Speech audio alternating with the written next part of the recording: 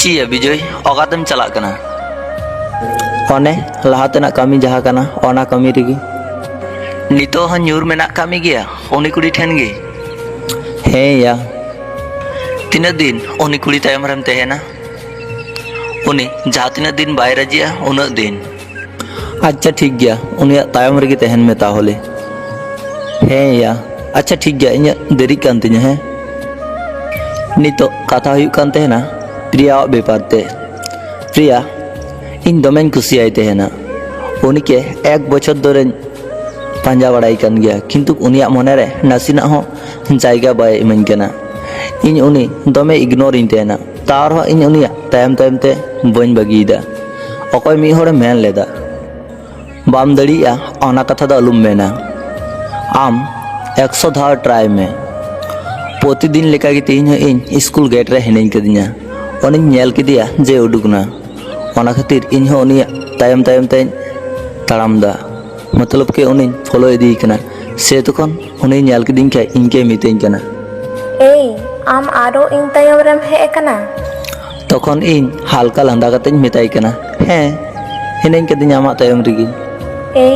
आमगे तिने धाइन मेन कामिया इन तायम तायम ते आलुम हिजुआ उन दिन खोइन मेताम कना आम चेदा बाम बुझतेना उन अपमान कामिया तार हो चेदा बाम बुझतेना आमांगे कोनो लाजा शरम बोले जिनिस बानुक का तमा इᱧᱟᱝ दो मने होयोग तेहेना जे आमांग कोनो लाजा शरम बानुक का तमा है आमा दुलुड़ रे इन बेहोय चबाओ कना ओना खातिर गितो लाजा शरम चिगी बानुक कदा आमा मने रे जहाँ तीन भोर जायगा बाम मने से उन दिन इन आमा तायम रिगिन लगाव तेहेना नौकान कथा आंजमते प्रिया मी घड़ी थीर ना तापरे प्रिया लैदा नेल में इन दो दुलुड़ को दो बइन कुसिया थेना आम जोदी इन साथेम गातिया ताहले गाति दड़ामा आर बांखान नोंडे खय दो अचो में ओनिया हनकान कथा आंजमते नसिना इन चिंता भावना किदा मेनदिन उन दिन मी बछरिन अचुरना तबे ने गति लगी चांस जाम कदा इन ओना रगी राजी लेन गे हार बांखान ओना हो बांग हुआ असले दुलड़ दो गति को गिसे हुई थे ना ओना खातिर इन राजी ना ओनका कते आलिना गति से गई हुई कना आलिन झगड़ा झमेला नौका हुई कान तहन गया ओनी जहासे गी चला से इन उनिया तायम तायम तिगिन चला कान थे ना ओनी के नसीना हो एकाई जहाँ से बन चला चोय कान थे ना उनका उनका ती उन्हीं इन चेतान रे आड़ी दुर्बल ना उनका कते समय साउते ओना गति से कई दो दुलुड़ रे परिवर्तन ना आलिन एचएस परीक्षा एम कते आलिन मिटे कॉलेज रिलिन भर्ती कान तेना किछु दिन परे आंजम नाम केदा से चे उनको हार नोंडे दो बांग को तेना उनको बाहरे को चला इन नोआ कथा प्रिया दो बाय लई कदिया ओनेरन मिटे गति लई कदिन तेना तिहिन बार दिन हुयु कना प्रिया साउते रोड बांग हुयु कना इन दुडु कते आलिना हाना मारी दिन कोइन दिसे थेना हेमन समय प्रिया कॉल बिजय आम साउते आडी इम्पोर्टेंट कथा मेना कदा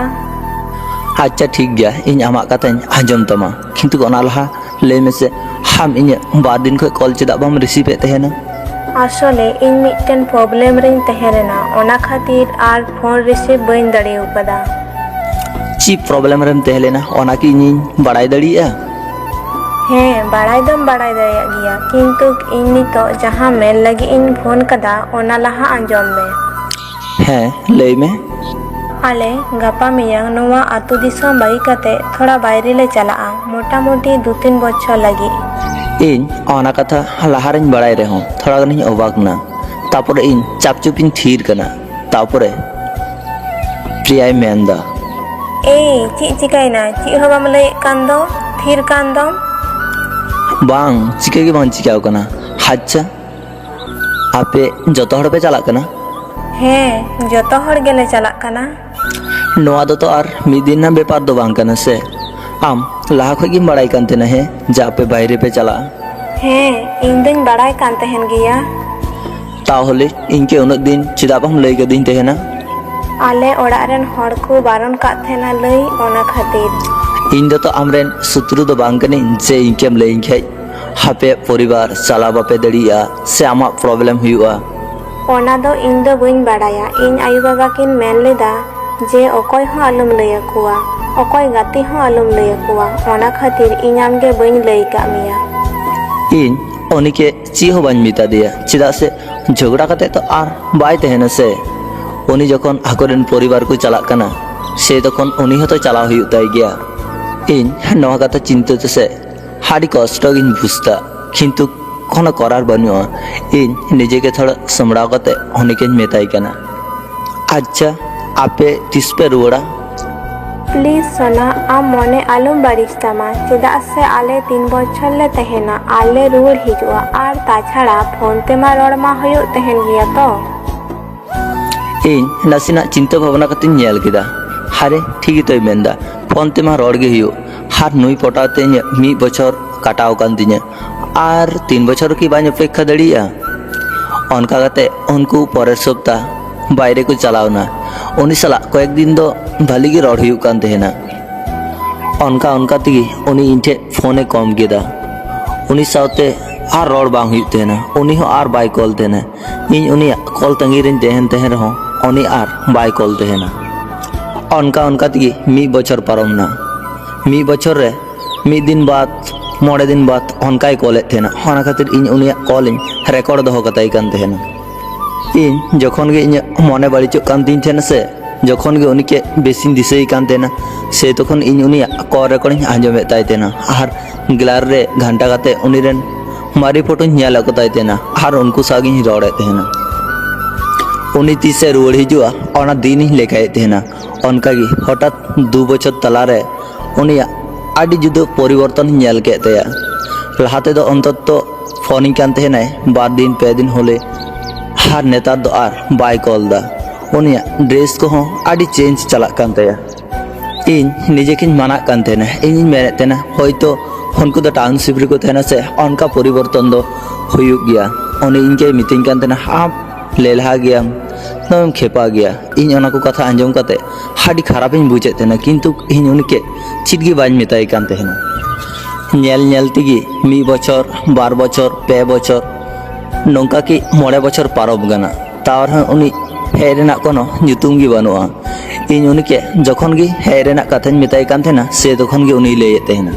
आंजम में मिट्टन कथा बार बार इन आंजम ते भाली बाñ बुझता तिसिन रुवड़ा बñ रुवड़ा ओना दो बñ बाड़ाया आम जदि नौका गे रिलेशन रे तहे सना में खाए तहन में आर बांखान अचो में अंडा सची उनी रेन दमे कड़ा गति को हुई गना जखन गी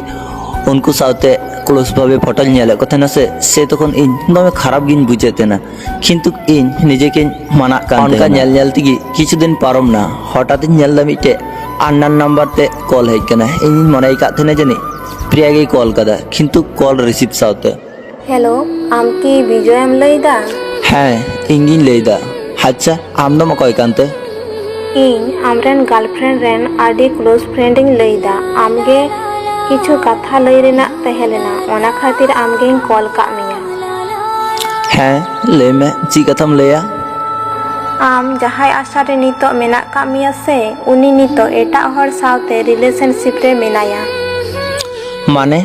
आम चिम लईदा इन उनी गे दमें बुझाव कदिया किंतु उनी बाय बुझ कदा उनी से ची मेनदाय आर इन आतु दिसम बाñ रुवर चला इन आतु दिसम रे दो भाली बाñ बुझा इन नोंडे गिन तहेना उनी कुड़िया कथा आंजम ते मैं खन मेंदा जराइन तिने इन नासी हो बाñ बाक कना चिदा से इन उनी के सारेना इन दुलड़ाई कान तहेना ओना खातिर गितो मने साव मने दो मिल तहेलेन गया हिनी बुझे तहेना जे उनी दो आर हिंगिरेन बनुया किंतु नवा कथा जेमन इन बाñ आंजम नवा सब समय 4 चांदो ठे प्रार्थना तहेना आ नय इन जहा बंचई लेता से होनागी हुईना इन उनी के कॉल दिया किंतु उनी इन कॉले कटाव का तिना से तखन इन मिटे मेसेज दिया आमा लाइब्रेरी के आर 5 मिनट गान समय ᱧᱟᱢᱟ हार इन कोनो दिन हो बाñ कॉल मा मेसेज किछुकन पर गे उनी कॉल केदा हार उनी कुड़ी जहा कथा कोई मेता दिन तेना ओना कथा को इन मेता दिया किंतु उनी नासिना थिर कते मेनदा आम जखनेम बुझ का गिया ताहले चेदा आम कुलिंग कना लई मेसे हें इन एटा हर गिन दुलड़ाई तहेना आर उनी सावगे आडी सुकरे मिनिया इन आर उनी के चिटगे बाñ मेता दिया इन फोनिंग कटाव केदा हार इन मने मने तिन मेनदा आम जहाय सावगी तहेन में से सुकरे जेमन तहेन में ᱛᱤᱦᱤᱧ 10 ᱵᱚᱪᱷᱚᱨ ᱦᱩᱭᱩᱜ ᱠᱟᱱᱟ, ᱛᱟᱣ ᱨᱮᱦᱚᱸ ᱤᱧ ᱩᱱᱤকে ᱵᱟᱹᱧ ᱦᱤᱲᱤᱧ ᱫᱟᱲᱮ ᱠᱟᱫᱮᱭᱟ। আসলে সারি মনেতেই দুলাড়ি না অনা খাতির গে জানি কিছুদিন পরেই আঁজম লেদা সে যে উনি আরো হেজ লেনা আতু দিসম উনি ইনকে পাঞ্জা লেদিᱧᱟ ᱤᱧ ᱥᱟᱶ ᱨᱚᱲ ᱞᱟᱹᱜᱤᱫ ᱠᱤᱱᱛᱩ ᱤᱧ ᱩᱱᱤ ᱥᱩᱨ ᱵᱟᱹᱧ ᱪᱟᱞᱟᱣ ᱠᱟᱱᱟ ᱪᱮᱫᱟᱜ ᱥᱮ ᱡᱟᱦᱟᱸᱭ ᱦᱚᱲ ᱟᱢ ᱵᱚᱫᱱᱟᱢ ᱢᱮᱭᱟᱭ ᱥᱮ ᱚᱵᱚᱦᱮᱞᱟ ᱢᱮᱭᱟ ᱩᱱᱤ ᱥᱩᱨ ᱫᱚ ᱟᱨ ᱪᱤᱠᱟᱛᱮᱢ ᱪᱟᱞᱟᱜᱼᱟ।